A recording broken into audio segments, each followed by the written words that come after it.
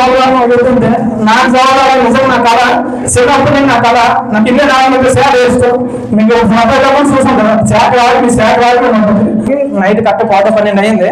కరెక్ట్గా 3 గంటల దగ్గర దిగాము. ఇలా మొబైల్ సరదాకి వెళ్ళుకునేటప్పుడు అప్పుడు SSCGD రిజల్ట్ అవుట్ అయింది అనమాట. వెంటనే అక్కడే కూర్చునిపోయాను, గణేష్ బాబు గారు కూర్చునిపోయి రిజల్ట్ తీసేటప్పటికి నాకు అసారైపులు వచ్చింది. నెక్స్ట్ నిద్రమత్తు మా నాన్నగారు ఫోన్ చేశాను. నిద్రమత్తులోనే మా నాన్నగారు ఫస్ట్ సంతోషపడలేదు, ఏడ్చారు. చాలా ఓడిపోతుంది మంచిగా. Welcome back to Naidu exam warriors YouTube channel. నేను మీ నాయుడు. మనతో ఉన్నాడు సోమశేఖర్. ఇటీవలే రిలీజ్ అయినటువంటి SSCGD కానిస్టేబుల్ ఫలితాలలో ఉద్యోగం సాధించి ఉన్నాడు. సోమశేఖర్ యొక్క లైఫ్ అనేది ఎవరైతే కాంపిటేటివ్లో చదివి ఉద్యోగం సాధించాలనుకుంటున్నారో కొంతలో కొంతైనా ఆదర్శంగానే ఉంటుంది అనే ఉద్దేశంతోనే ఈ ఇంటర్వ్యూ అయితే నేను చేయడం జరుగుతుంది. మీరు ఆల్రెడీ ఇంటర్వ్యూలో చూశారు, సోమశేఖర్ చాలా కష్టాలు పడ్డాడు. ఈవెన్ ఆటో డ్రైవర్గా కూడా చేశాడు, క్యాటరింగ్లకు వెళ్ళాడు. అలా వచ్చిన డబ్బులతో కష్టపడి చదివి ఈవెంట్స్ క్లియర్ చేసి ఉద్యోగం సాధించి మన నాయుడు ఎగ్జామ్ వారియర్స్తో ఈరోజు ఉన్నాడు. సో కంప్లీట్గా ఈ యొక్క సోమశేఖర్ ఉద్యోగాన్ని ఎలా సాధించాడు, ఆయన పడిన కష్టాలు ఏమిటి, అలాగే ఇప్పుడు కాంపిటేటివ్ ఎగ్జామ్స్ కోసం ప్రిపేర్ అవుతున్నటువంటి యువతకు ఆయన ఇచ్చే సలహాలు ఏమిటి, కంప్లీట్గా మనం సోమశేఖర్ని అడిగి తెలుసుకుందాం. హాయ్ తమ్ముడు, ఎలా ఫీల్ అవుతున్నావు? చాలా హ్యాపీగా ఉంది. ఇన్ని రోజుల పైన కష్టానికి ఈరోజు సక్సెస్ వచ్చిందని. ఓకే, అసలు ఈ జర్నీ ఎలా నడిచింది? అసలు ఏం చేసేవాడివి? ఈరోజు ఈ GD కానిస్టేబుల్ ఎలా సాధించావు? నేను 2019 నుండి కాంపిటేటివ్ పీరియడ్లోనే ఉన్నాను అప్పటి నుండి. బట్ విజయనగరం వచ్చి 3 సంవత్సరాలు అవుతుంది. అంత ముందు అయితే ఊర్లోనే ఉండేవాడిని. ఊర్లో ఇంటి దగ్గర బుక్స్ చదువుకొని పెద్దగా కాంపిటేటివ్ కోచింగ్ పెద్దగా నేను తీసుకోలేదు. అంత ఓన్ ప్రిపరేషన్ అని ఏ కోచింగ్ సెంటర్కి వెళ్ళలేదు. అంతే మా విలేజ్ దగ్గర ఉన్న చిన్న కోచింగ్ సెంటర్కి వెళ్ళాము. పెద్ద కోచింగ్ సెంటర్ నేను కోచింగ్ తీసుకోలేదు. 2019 నుండి అప్పుడు AP కానిస్టేబుల్ RPF రాశాను. మెయిన్స్లో పోయింది కానిస్టేబుల్. RPF running వెళ్ళకపోయాను. అప్పుడు ఊర్లోనే మా నాన్నగారు ఆటో వేసేవాళ్ళు. ఆటో వేస్తే నాన్నగారు హెల్త్ బాగాలేకపోయినప్పుడు నేను కూడా అలా వెళ్ళేవాడిను. అలా కొద్ది రోజులకి నాన్న పూర్తిగా హెల్త్ చాలా పాడైపోయింది. అందులో అమ్మగారు కూడా చనిపోయారు. దాని తర్వాత పూర్తిగా కుటుంబ బాధ్యతలన్నీ నా మీదకి రావడం వల్ల నేను ఆటో వేసాను, స్టార్ట్ చేశాను. అప్పుడు 2019లోనే ఆటో స్టార్ట్ చేశాను. అప్పుడు కరోనా కాలంలో 2021 వరకు కూడా ఆటో ఊళ్ళోనే నడిపాను 2 సంవత్సరాలు. 2021లో విజయనగరం వచ్చాను కాంపిటేటివ్ పీరియడ్కి. అప్పుడు SSCGD కానిస్టేబుల్గానే నేను వచ్చాను ఫస్ట్లో. ఆ కానిస్టేబుల్ అప్పుడు సెలెక్ట్ అయ్యాను కానీ ఈవెంట్స్లో పోయింది నాది. దాని తర్వాత AP కానిస్టేబుల్ SIకి అన్నిటి సెలెక్ట్ అయ్యాను.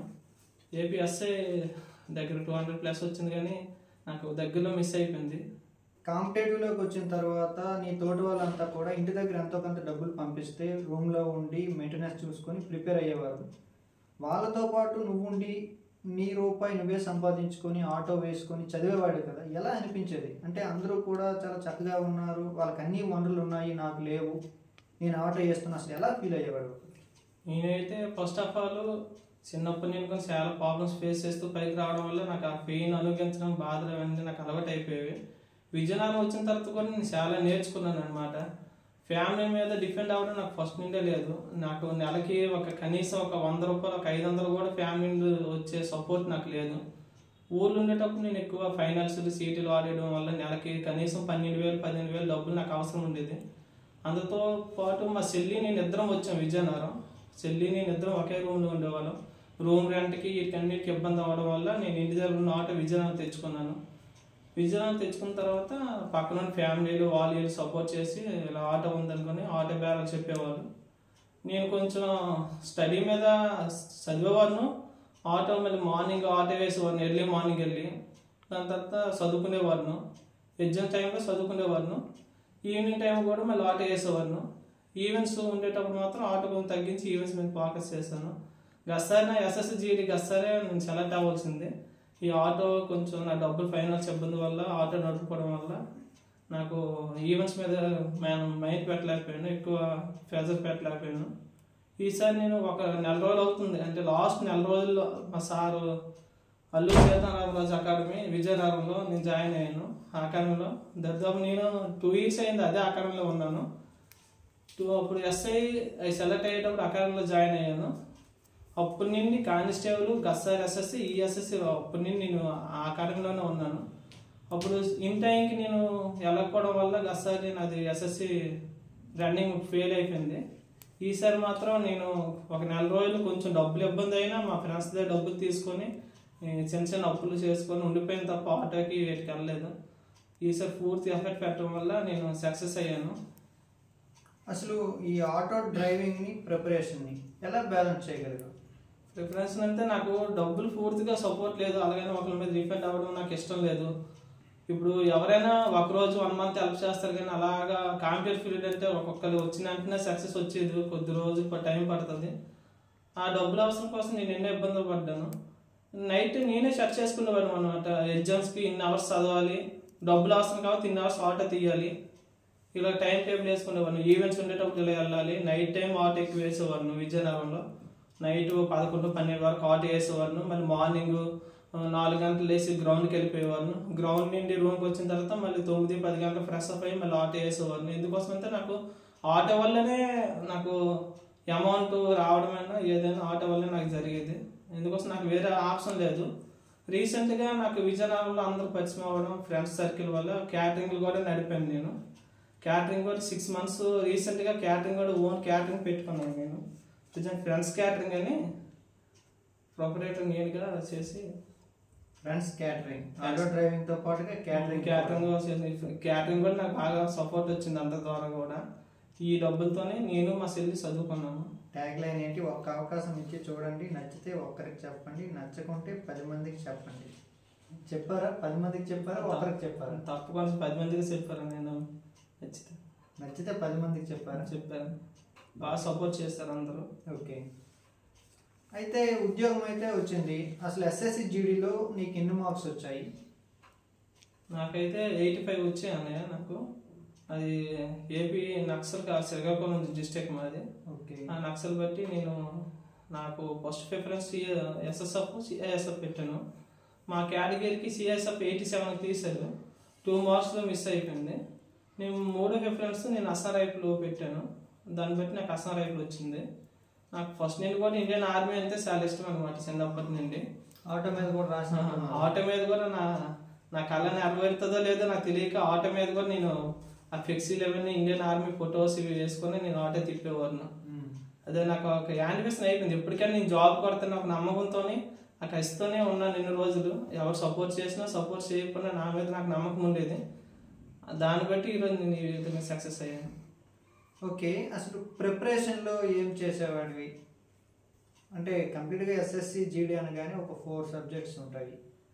ఆ 4 అంటే అథమెటిక్ ఉంటుంది, రీజనింగ్ ఉంటుంది, ఇంగ్లీష్ ఉంటుంది, జనరల్ అవేర్నెస్ ఉంటుంది. వీటిని ఎలా ప్రిపేర్ అయ్యావు? నేనైతే ఓన్లీ ఎస్ఎస్సి కోసమనే ప్రిపేర్ అవ్వలేదు. నేను వచ్చింది ఫస్ట్ ఎస్ఎస్సి కోసమనే.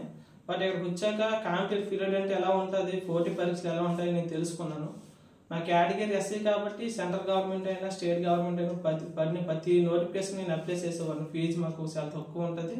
కొన్ని నోటిఫికేషన్స్ ఫీజే ఉండదు.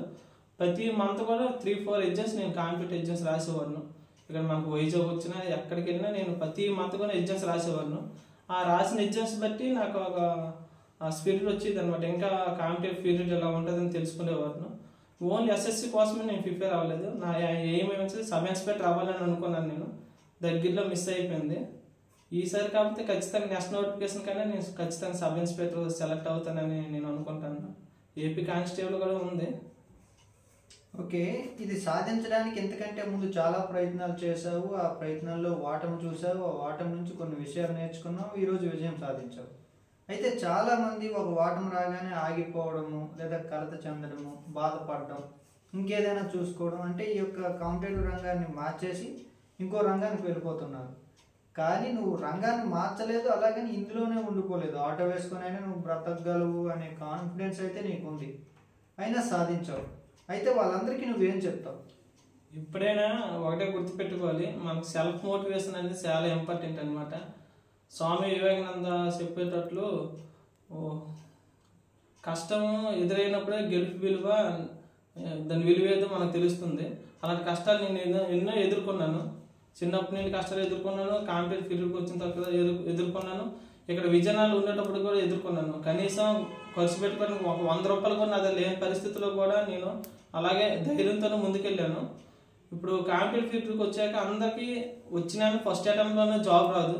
ఒకరికి 6 monthsలో వచ్చి ఫస్ట్ అటెంప్ట్లో వచ్చేది, కొంతమందికి 1 year పట్టొచ్చు, 2 years పట్టొచ్చు. వన్స్ మనం డిసైడ్ అయ్యాక మనం అనుకున్నది లక్ష్యాన్ని చేరే వరకు ఎప్పుడు డిసప్పాయింట్ అవ్వకూడదు. కట్ ఆఫ్ వాళ్ళకి కాంపిటీషన్ చూసి ఎప్పుడూ భయపడకూడదు. మనం అనుకున్నామంటే ఏదైనా సాధించగలం. కొంచెం ఓపిక మీద, పేషెన్స్ మీద ఉండాలి. ఖచ్చితంగా మనం అనుకుని సాధిస్తాం ఎప్పటికైనా. ఓకే, నువ్వు ఆటో వేసినప్పుడు బాగా గుర్తుండిపోయే సంఘటన ఒకటి ఏమైనా ఉందా? నేను ఆటో వేసేటప్పుడు అంటే నేను డిగ్రీ చేశాను బీకామ్ మా శ్రీకాకుళం టెక్కల్ కాలేజీలో. నేను ఆటో వేసేటప్పుడు ఒకరోజు ఆటో వేసుకొని మా ఊరు వెళ్తుంటే, అది హైవే మీద టెక్కల్ నుంచి శ్రీకాకుళం వెళ్తున్నాను. ఆ రోజు నేను కొంచెం కాలేజీలో కూడా కొంచెం అందరికి బాగా క్లోజ్గా ఉండేవాడిను. మా కాలేజ్ సారు, మా ప్రిన్సిపల్ అంటే అక్కడ ఉన్న సారు నా ఆటో ఎక్కారు. ఆ రోజు ఆటో ఎక్కితే, నువ్వు మా కాలేజీ అక్కడ చదువుకున్నావు అంటే, అవును సార్ అన్నాను. ఇప్పుడు ఏం చేస్తానంటే, ఏం చేయడం లేదు సార్, ఆటో వేసుకుంటానని అన్నాను. అయితే ఆ సార్ రోజు అన్నారు, నువ్వు ఆటో వద్దు, మాకు తెలిసిన మంచి కంపెనీ ఉంది, నువ్వు ఎలాగో బీకామ్ కంప్యూటర్స్ కదా, అకౌంటెంట్గా నీకు జాయిన్ చేస్తాము, వచ్చేయండి, నువ్వు అకౌంటెంట్గా పని చేసుకుందా, స్టార్టింగ్గా 30,000 శాలరీ ఇస్తారు నీకు, ఆటో ఎందుకు వేసుకుంటాను అన్నారు. అయితే నేను ఆ రోజు అన్నాను, నాకు ఆటో వేసుకోవడం, నేను ఆటోలో ఉండిపోతున్నాను కాదు సార్, నాకు డబ్బులు అవసరమని నేను ఆటో వేస్తున్నాను. నాకు ఏ రోజుకైనా గవర్నమెంట్ ఎంప్లాయ్ అవుతానని నమ్మకం నా మీద నాకు ఉంది. నేను ఒకరి మీద డిపెండ్ అవ్వడం నాకు ఇష్టం లేదు సార్. ఈ డబ్బులతో నేను, మా చెల్లి, మా ఫ్యామిలీ బతుకుతున్నాను కాబట్టి నేను ఆటో వేసుకుంటాను. ఈ డబ్బులతోనే నేను ఖచ్చితంగా కోచింగ్ తీసుకుంటాను, ఈ డబ్బులతో నేను జాబ్ కొడతాను, ఏ రోజుకైనా నేను ఎంప్లాయ్ అవుతాను సార్. నేను ప్రైవేట్ ఎంప్లాయ్ అవ్వాలని నాకు మనసులో లేదు, కంపల్సరీ గవర్నమెంట్ ఎంప్లాయ్ అవుతాను నమ్మకం నా మీద ఉంది. ఆ రోజు ఖచ్చితంగా మీకు వచ్చి కలుస్తాను సార్ అని అనుకున్నాను. ఈ రోజు ఖచ్చితంగా కంపల్సరీగా ఆ సార్కి వెళ్ళి నేను కలుస్తాను. ఎందుకోసం అంటే, ఆ రోజు మీరు చెప్పారు చూడండి సార్, నేను అవుతానని చెప్పాను కాబట్టి ఇది కంపల్సరీ నేను సక్సెస్ అయ్యాను, కంపల్సరీ సార్కి వెళ్ళి కలుస్తాను. ఓకే, అసలు ఇప్పుడు ఆటో ఏం చేస్తావు? ట్రైనింగ్కి వెళ్ళిపోతావు కదా, ఆటో ఏం చేస్తావు? ఆటో నాకైతే ఆటో అమ్మాలని నాకు లేదు. ఎందుకోసం అంటే ఆటోలే నాకు 2 ఆటోలు ఉన్నాయి. 2 ఆటోలు కూడా చాలా ప్రాణంగా ఒక అమ్మ నాన్నలా చూసుకుంటున్నాను ఆటోలకి. ఆటో అమ్మాలని నాకు లేదు. అవసరమైతే ఇంటి దగ్గర ఉంటాయి, అంత నాన్నగారు లేకపోతే అమ్మ నాన్నలాగా ఉంచుకుంటాను, కానీ ఆటో అమ్మాలని అయితే నాకు లేదు. ఓకే, చివరిగా నాయుడు ఎగ్జామ్ వారియర్స్ గురించి అయితే నీకు తెలుసు. నాయుడు ఎగ్జామ్ వారియర్స్ గురించి ఏం చెప్తావు? Naidu exam warriors YouTube channel చాలా మంచిది. ఒక ప్రతి దీనిలో కూడా ముందుంటుంది. ఒక ఈవెంట్స్ పార్టిసిపేట్ చేసేటప్పుడు అప్డేట్ ఇవ్వడంలోనైనా, ఎగ్జామ్స్ వచ్చేటప్పుడు ఇంటర్వ్యూ ఇవ్వడంలోనైనా, ఇప్పుడు ఏ ఎగ్జామ్ అయినా షిఫ్ట్లు ఏ క్వశ్చన్స్ వచ్చాయి అని స్టూడెంట్స్ తెలియాలంటే first notification Naidu exam warriors నుండే వస్తుంది. ఎందుకోసం అంటే మొత్తం అప్డేట్లో ఉంటారనమాట. జాబ్ నోటిఫికేషన్స్ అయినా, మన ఇప్పుడు ఏపీ అంటే స్టేట్ గవర్నమెంట్ అయినా సెంట్రల్ గవర్నమెంట్ అయినా ఏదైనా ఫస్ట్ అప్డేట్ మన నాయుడు ఎగ్జామ్ యూట్యూబ్ ఛానల్ నుండి వస్తుంది. నాయుడు అనే ద్వారానే నేను ప్రతి యూట్యూబ్ ఛానల్ ప్రతి వీడియో కూడా నేను చూస్తాను, ఫస్ట్ చూస్తాను, వచ్చింది అని మా గ్రూపుల్లో షేర్ చేస్తాను. కంపల్సరీ అంత నాయుడు ఎగ్జామ్ వాళ్ళకి సపోర్ట్ చేయండి. ఆల్ ది బెస్ట్ తమ్ముడు. ఇక్కడతోనే ఆగిపోవద్దు, ఇంకా ఇంకా ఉన్నత శిఖరాలకు వెళ్ళాలి.